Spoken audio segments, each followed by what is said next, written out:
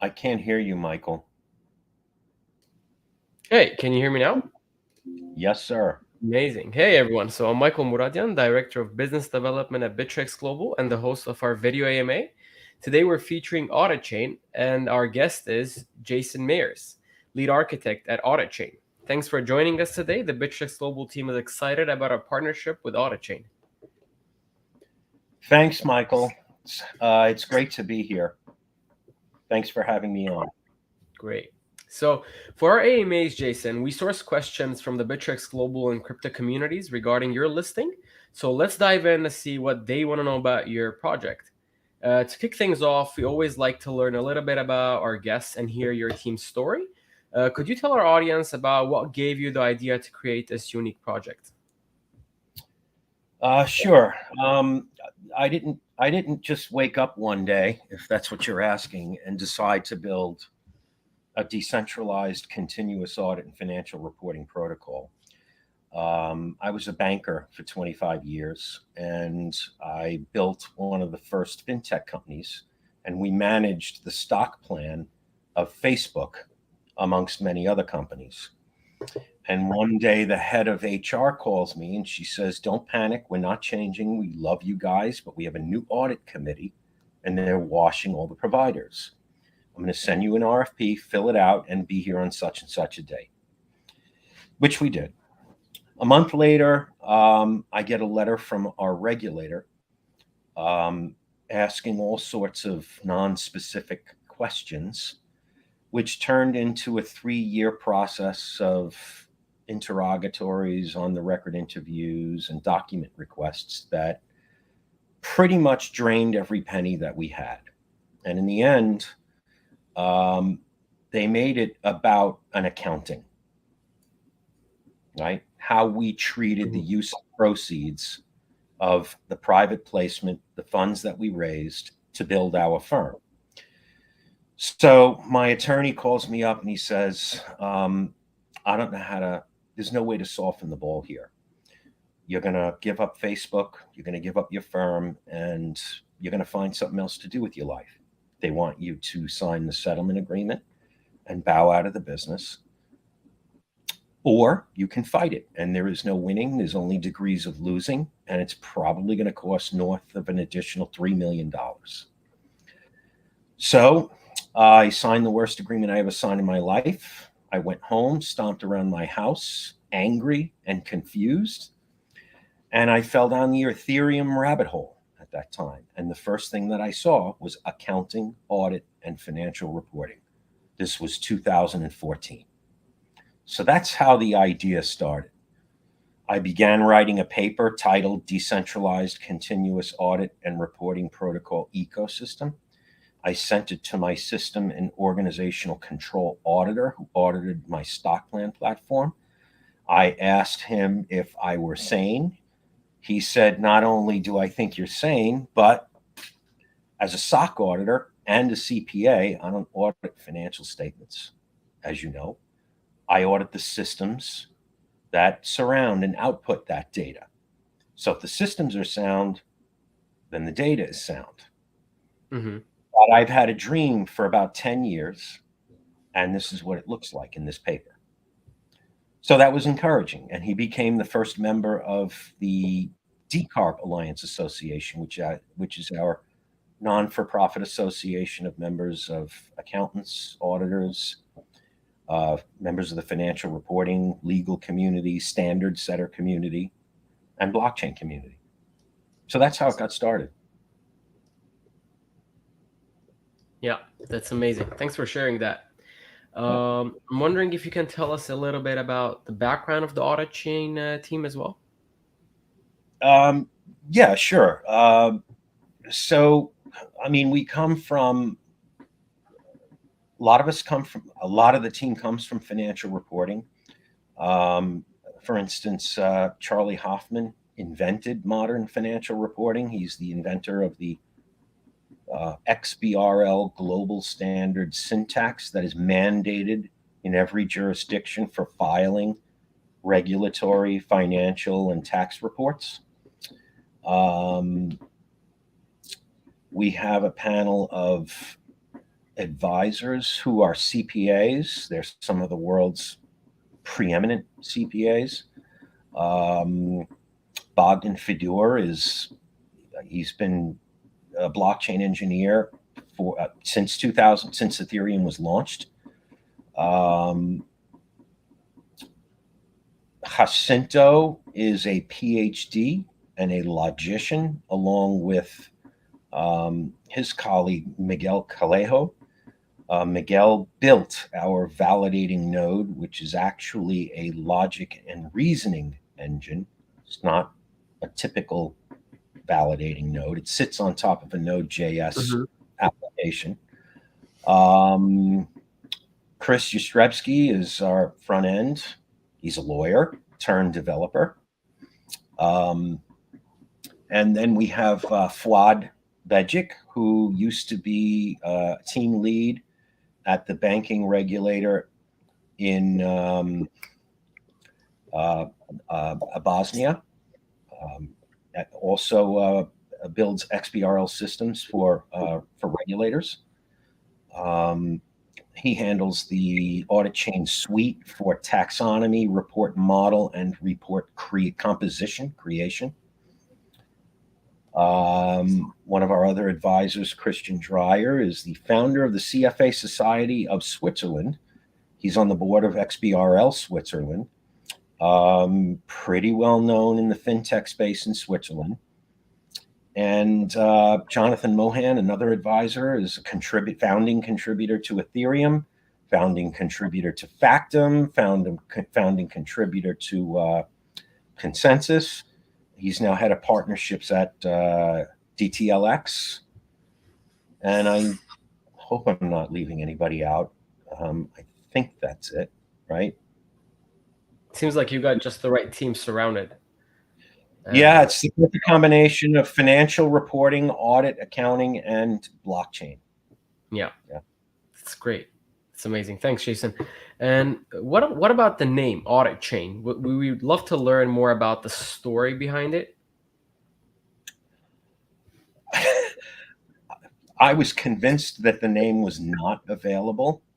And when I went to go see if the domain name was available, it was available for $1,200. So I grabbed it right away. Yeah. It's kind of like, audit chain. If you're in the electric business in 1920, you'd name your company General Electric. If you're in the blockchain business addressing accounting, audit, and financial reporting, Auditchain was common sense. I couldn't believe it was available. So, yeah. That's great. Makes sense, right?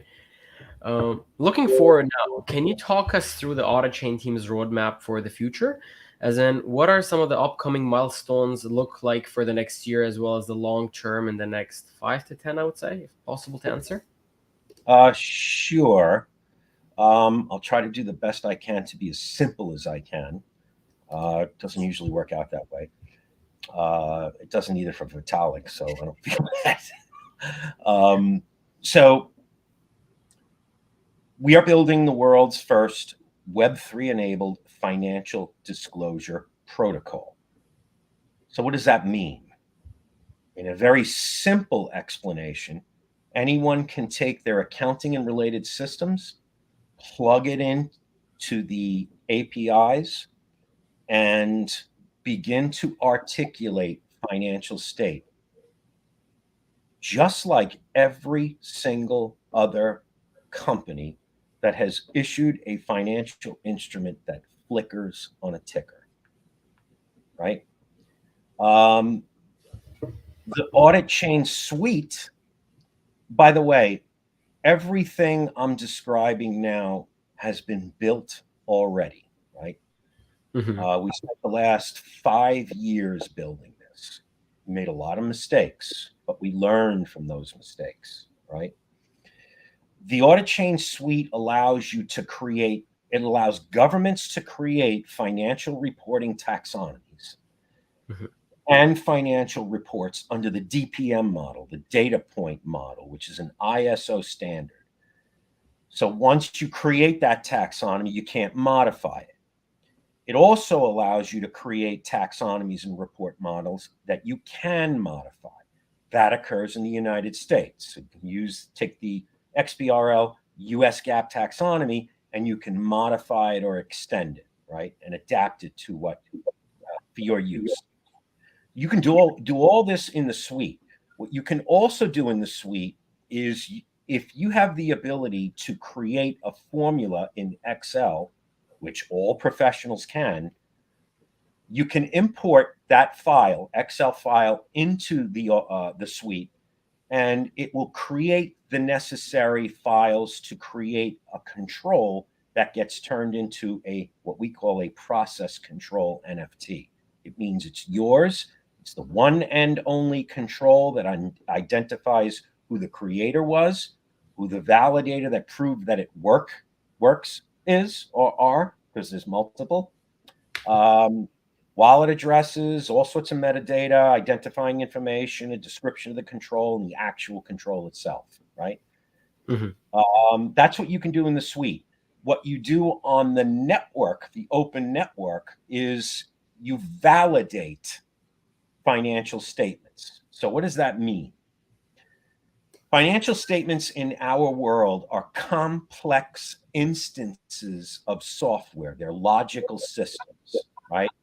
They're multi-dimensional graphs and knowledge graphs that are specified by every jurisdiction that mandates the use of the XBRL global syntax, right? And what the Pacioli logic and reasoning engine does on a node architecture is that it competes in a race to fulfill validation requests by submitters. And the ones that lose attest to the winner, right? They corroborate the findings of the winner. So what it does is it eats, swallows, and digests, and then regurgitates this instance document, this logical system, and it shows you where there are, I'm just going to call them inconsistencies. It's not up to us to, to determine whether they're just stupid errors or if it's something much worse. So you have a chance to fix those inconsistencies before you live file it or publish your financial report. Something like this would have been good for Celsius to use or Three Arrows Capital because it would have unraveled a lot slower and people would have been informed before they committed their Bitcoin or Ether or whatever it was as a lender to those platforms. They're not protocols. They're staffed by humans with no risk controls, no internal controls, no disclosure controls. As much as we talk about banks and how we want to disintermediate banks in crypto, banks have an extremely rigid and tight internal and external framework for risk, internal risk and disclosure controls, and external reporting, external audit, internal audit, right? You've got Basel at the top, and then each jurisdiction has its own banking rules, right? Three Arrows Capital and Celsius were acting as such, but did not submit to any such frameworks, right? Yep. So the world would have been a lot better off had those two alone submitted to a protocol like this, right? Stable coins, right? Fiat-backed stable coins. You want to know that if there's $1 million in the bank, there better be 1 million tokens in circulation, right? That's actually trivial to determine. But you got to be a CPA to make an attestation using technology, right? Sorry, you asked about a roadmap. The suite and the Web3 financial disclosure validation network is finished now. We're testing it. It's on the Mumbai testnet on Polygon, deployed to Polygon, right? Over the next 2 years, it is our intent to gather the world's accountants and professionals to create as many accounting, audit, financial reporting, and analysis controls on the network that would be sufficient to completely automate an enterprise, whether they are blockchain centric or whether they are a traditional enterprise, right? What that does is it incentivizes the institution of accountancy and professional services, which is a $600 billion a year business. And it moves the world toward automation with a very high level of fidelity and ability to communicate from a financial disclosure perspective. Yep. Thanks for that, Jason. That was very interesting to hear. To follow up to that question, one of our community members said, can you tell us a little bit about the AUDT token? What can users do with it? What are the utilities and what roles does it play in the Auditchain ecosystem? Sure. So there's three main utilities for the audit token. One, in order to operate a Pacioli validating node, you must stake a minimum of 5,000 tokens, right? Mm-hmm. You can also, if you don't want to deal with the technical aspects of operating a node, you can delegate your tokens to a node operator. What that does is it organizes the top validators in a leaderboard, right? So I'm going to delegate my tokens to the best performing validator on the network, right? That doesn't mean he monopolizes the network. It just means that he probably does the most amount of financial statement and process control NFT validations, and he has the fastest hardware, right? The second use case is settlement of obligations. Every time a process control is used, there's an allocation of royalties between the creator of the process control NFT and the validators that prove that it works, right? The third, plus settlement of obligations for financial statement reporting, use of the suite, and validation of your financial statements, right?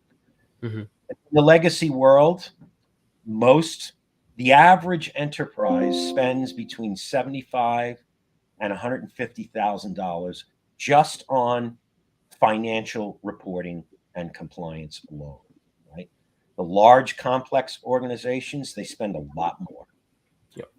So the third use case is governance, right? We have a very sophisticated governance architecture that allows the community to determine the minimum number of validators that are required to validate a financial statement, for instance, or a process control NFT.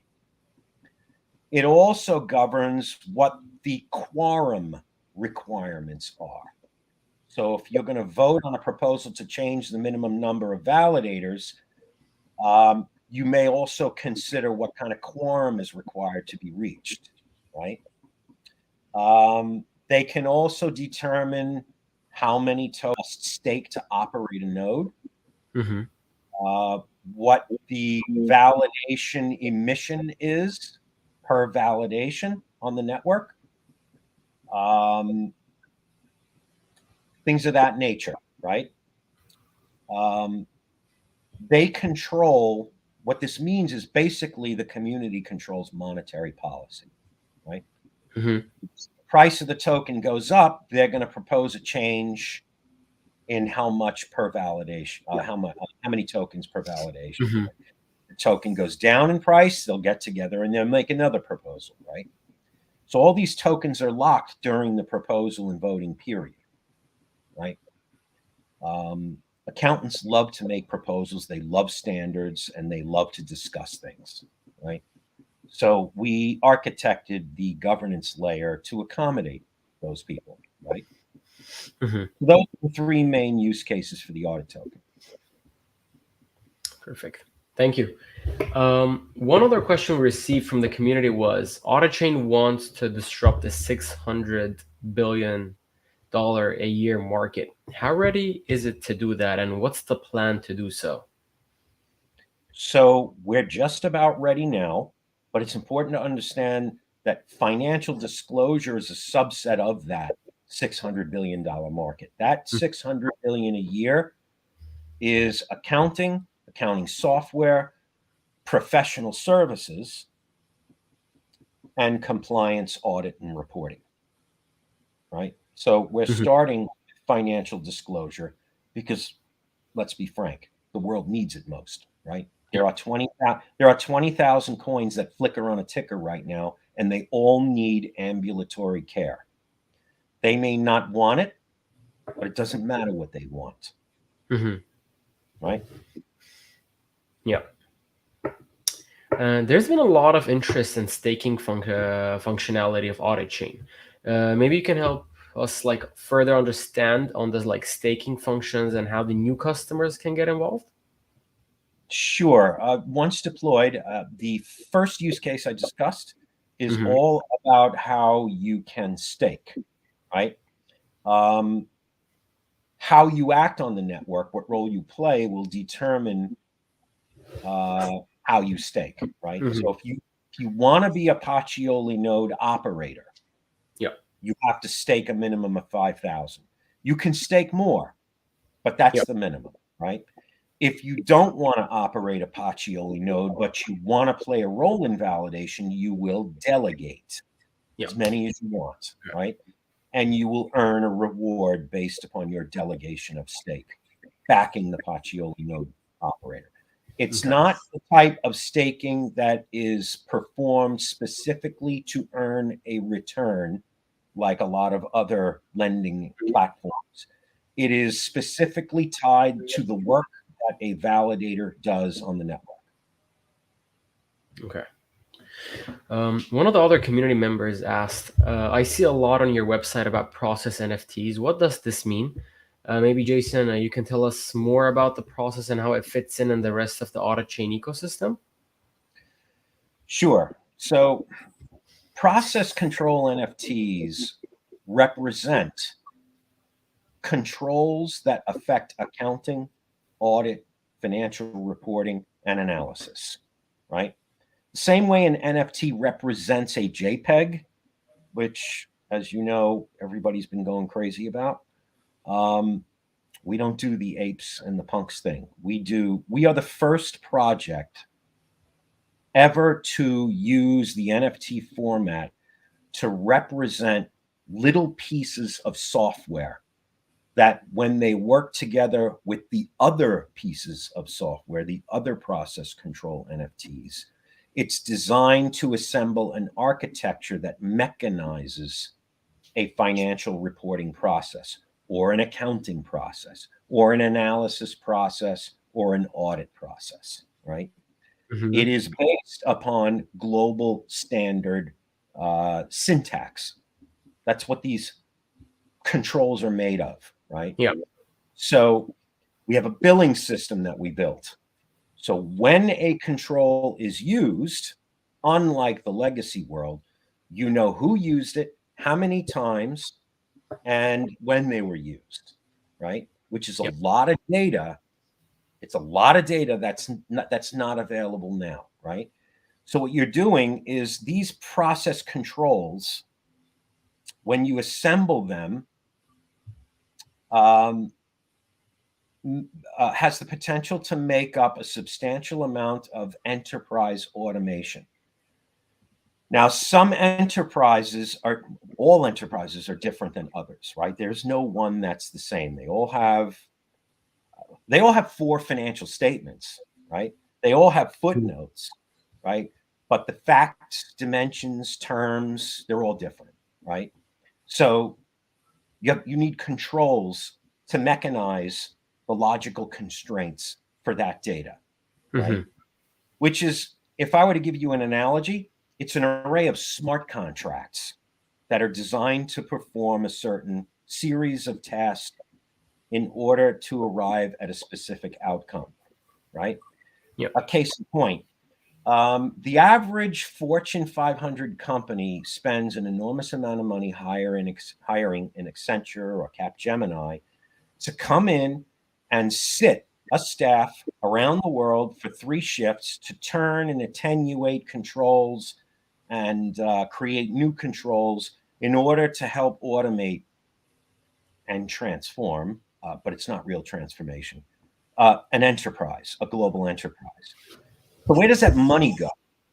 Well, that money goes into the pockets of the consultants that are hired, right? So what the company does is they execute a delicate balance between the amortization of those costs in a tax efficient manner, Hmm. and they develop a narrative that they can't quite quantify how they're able to earn more money, Yeah. right? So, but it helps them meet regulations, right? SOX in the United States, Sarbanes-Oxley, as well as their extraterritorial equivalents, all of which are subject to audit, a comprehensive audit engagement. With process control NFTs, the enterprise can pretty much do the same thing. You're going to hire these guys, only now you're going to own these controls. You're going to allow Yeah. other enterprises to use them, and you're going to get a royalty every time that they're used. That money didn't exist before. So now you have the ability to recover all the money you spent on them. And you can sell them eventually to someone who wants to build a portfolio to generate income that is specific to the professional services space, right? The most likely buyer might be a big four consultant or an accounting firm, right? What that does is it unlocks value in an enterprise and revolutionizes how you can monetize intangible assets, because an NFT, it is unique, and that is appropriately treated as an intangible asset, whereas Bitcoin, although treated as an intangible asset, there's nothing intangible about Bitcoin. It's Mhm. immediately convertible into cash, right? So that's the process control NFT, and I think I explained how it's used on the network. So if I'm an enterprise on the network and I want to build my control set for financial reporting, I'm going to pick the controls out of the library, and that's going to automate my financial reporting out of my suite, right? Because I'm Yeah. going to import those controls into the suite, and I'm going to use them, right? So Mhm. the owner is going to get a royalty every time it's used, right? Yeah. So we also have in the Web3 architecture what I call an external validation cohort factory contract, right? Those contracts are digital audit engagement agreements. So, as an enterprise or a rule creator, control creator, I'm going to invite validators into that cohort. And then I'm Mhm. going to submit for validation my process control NFTs. They're going to prove that they work correctly, right? So they get a royalty and I get a royalty every time my controls in the library are used. And that is what we call Web3 professional services. That's great. Thanks. That was very helpful to understand that part. So, and looking onwards into the crypto landscape as a whole, what are some of the trends and recent developments that the Audit Chain team is excited and by keeping an eye on? Um, that's a very interesting question. And I'm going to speak from my own personal opinions for a moment. One, I'm very worried and I'm heartbroken. Why am I heartbroken? Because the decentralized Ethereum that I come to love so much may not be so decentralized anymore. So, this merge that everybody's talking about that's about to occur in 2 weeks Hmm. um, has the potential to foster a centralized Ethereum. So, what does that mean?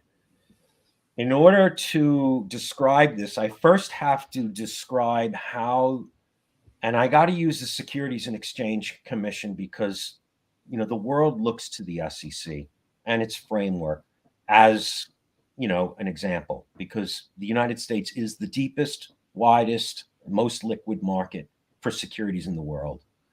The SEC is architected as a gatekeeper structure. What does that mean? It means the SEC writes the rules But if you operate under its regime and you're a bank that's registered as a broker dealer that originates, distributes, and trades, makes markets in securities, or performs financial services of any kind associated with securities, you must create a set of written supervisory procedures that not only spell out how your employees comply with the rules, but in doing that, you're helping the SEC maintain wholesale compliance with its rules. You're a gatekeeper. So, who are gatekeepers? They are banks, broker dealers, clearing agents, transfer agents, lawyers, accountants, and DTC. That's your gatekeeper community. Right? After the merge, there is a possibility that the largest gatekeepers in the world will have the most at stake on the Ethereum chain, right? What does that mean? Well, they say, and I was listening to a Brian Armstrong Vitalik interview earlier.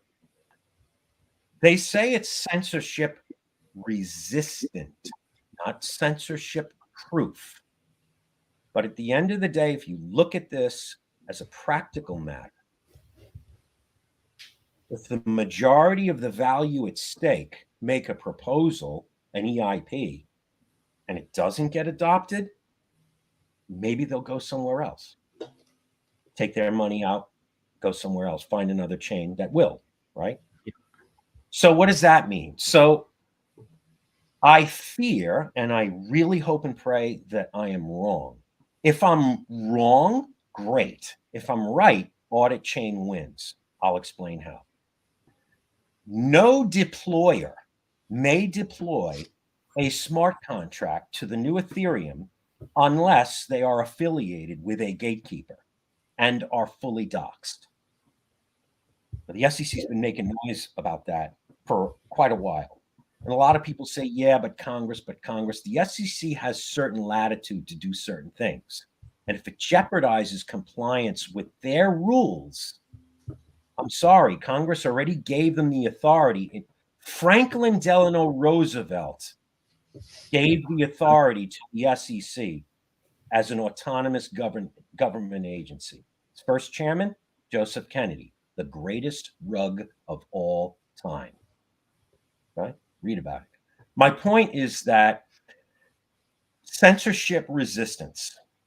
You're not allowed to deploy a contract unless you are affiliated with a gatekeeper and are fully doxxed.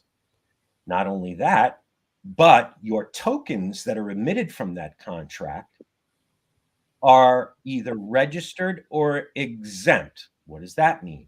It means a filing with the SEC with a hash value. Now, keep something in mind. This type of architecture is trivial to implement. Trivial, Michael. It's easy, right?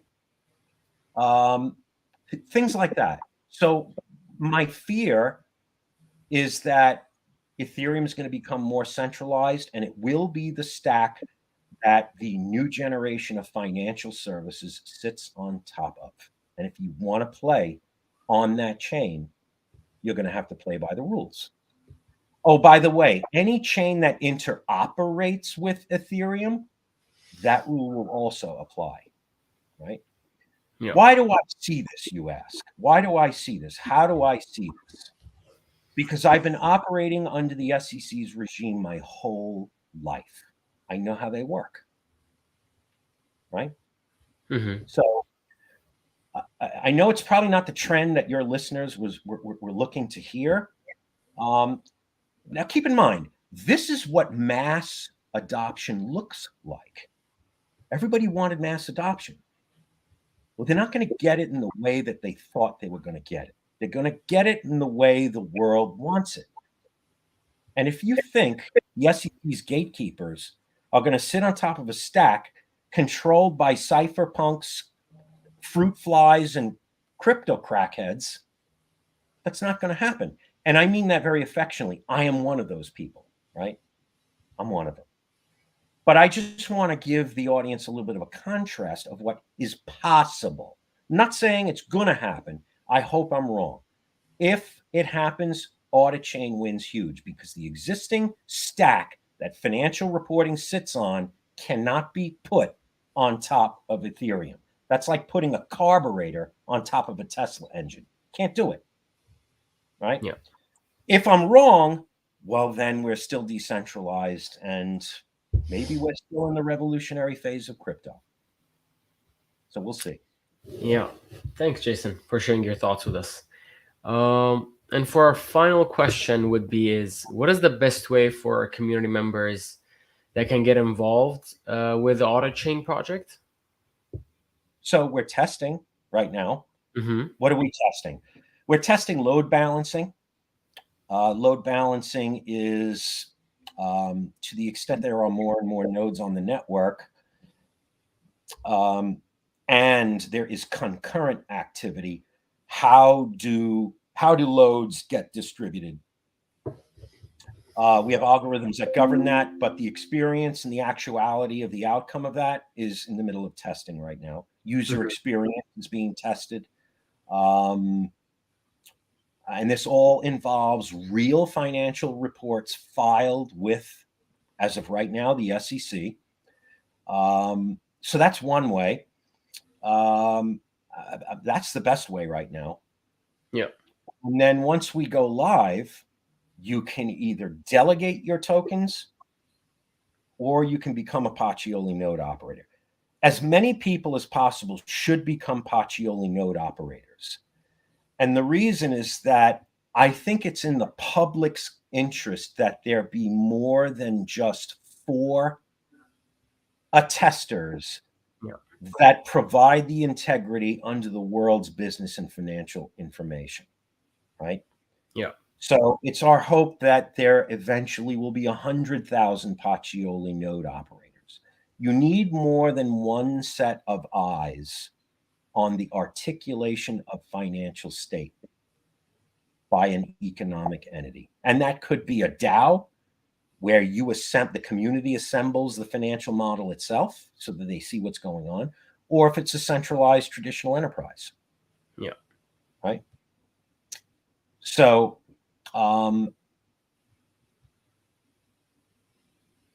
sorry, I lost my train of thought. No worries. We appreciate it. And we'll make sure that members are the community is aware of how to get involved now. I hope so. Yeah. So you can follow us at Auditchain on Twitter, LinkedIn, Discord. If you come to our website, there's a sidebar on the right where all of our social media channels are. We have a separate channel for testing. You can come join that, right? So it's not any different than running an Ethereum node, except it's not ASIC or GPU mining. It's Docker image, and it's a traditional server environment. You need 100 gigs of space, 8 gigs of RAM. That's it. Unix. You can even run it on your desktop if you want. Perfect. Thank you, Jason, for joining us on this AMA today. We learned a lot more about Auditchain. We're very excited about partnering and for the future of the Auditchain token. And if our viewers want to learn more about it, as Jason said, please go to their website, which is auditchain.finance, where you can also find all of their socials on the right side. So thank you again, Jason, and the Auditchain team. It was great talking to you today. Thanks a lot for having me, Michael. Yeah. Have a great day, Jason. You too.